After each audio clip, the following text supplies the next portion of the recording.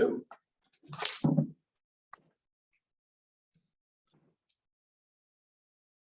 Coach, just what did you make of the guys, and especially over these last 5 games, and how they've leaned into the opportunities that they've been given in terms of playing time on the floor? Yeah, I just told the team I was really impressed with that group of guys. That's not hard to do, to play the minutes that they played in an individual game, never mind, over the course of the week. And they did so with professionalism, and they competed. And I gained a lot of respect. I'd coached some of those guys before, but gained a lot of respect for all those guys. And I hope they enjoyed the opportunity to play in the NBA again in some cases, and for the first time in others. Xavier tonight, he logged a career high in scoring. Obviously saw the shot 3 times, but he also got to the rim and was able to finish around some big guys. Just were you able to uncover anything in particular about his game and on the offensive end in terms of scoring? Yeah, I mean, nothing that I haven't seen with him with the Blue. You know, he's played so many games there. I have such respect for him as a player. He's got not only high IQ, but he's really tough, you know, and physical for, you know, and a guy that obviously is that size. You need to have some stuff that offsets the lack of size, and his physicality and toughness and his intelligence does that. You know, he's a really, really effective player, and obviously played a pretty good game tonight. Mark, there were some moments out there on the floor, tough score, kind of tough situation, but like GK and Jalen are out there communicating. Veet comes over and gives GK kind of a big hug after he misses the dunk. Just what kind of connection moments were you seeing from the guys tonight in the final game? Yeah, I mean, if you're going to compete, the wind's going to be in your face at times, and it's not always going to be smooth. And we want to be a team that is going to be, you know, stronger and more connected through the ups and downs. You know, when the wind's at your back, you got to stay connected. It's easy to fracture when things are going well, and it's easy to fracture when things are going poorly. And I think that's why it's so hard to be a team where the whole is better than the sum of the parts. And so we don't skip opportunities to do that. I give those guys credit.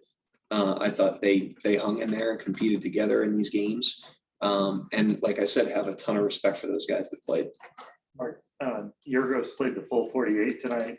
In and of itself, is that an accomplishment to play 48 minutes? Yeah, that's what I said to those guys. You know, it's hard to log those minutes and then do it over the course of a week.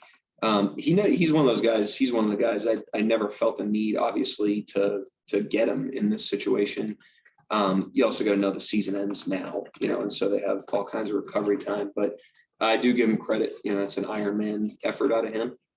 And all those guys for the whole week. You know, those guys did a really good job on, you know, from Tuesday till now. It's 4 games and a lot of minutes. And to their credit, they competed all the way through the finish line.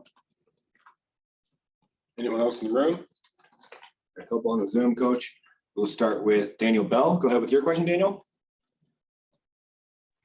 Yeah, Coach. You might have already answered this kind of, but how pleased with the guys are you, and not just the guys that played, the guys on the bench also, because it's been a rough season for everybody with injuries and everything. But how pleased are you with them that they seem to keep their spirits high despite everything that they've been through all this season? And like you just mentioned, how you respect them so much, but just how pleased with them are you?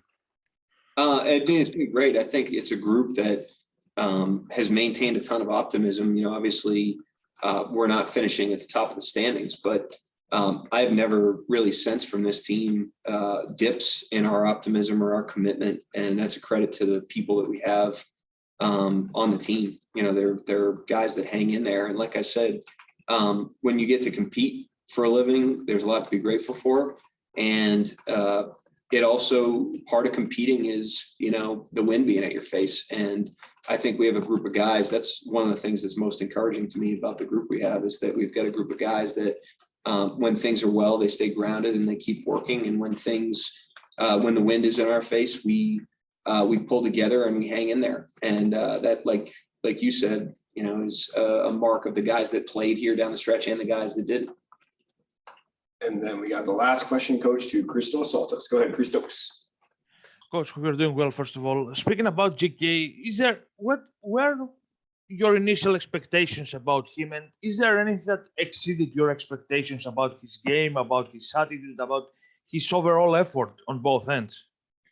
Yeah, I didn't know much about him. I mean, he's one of the least tenured guys on the blue. These other guys, Mel and X, Jalen, obviously, are guys that I'm a lot more familiar with because of their time in the program.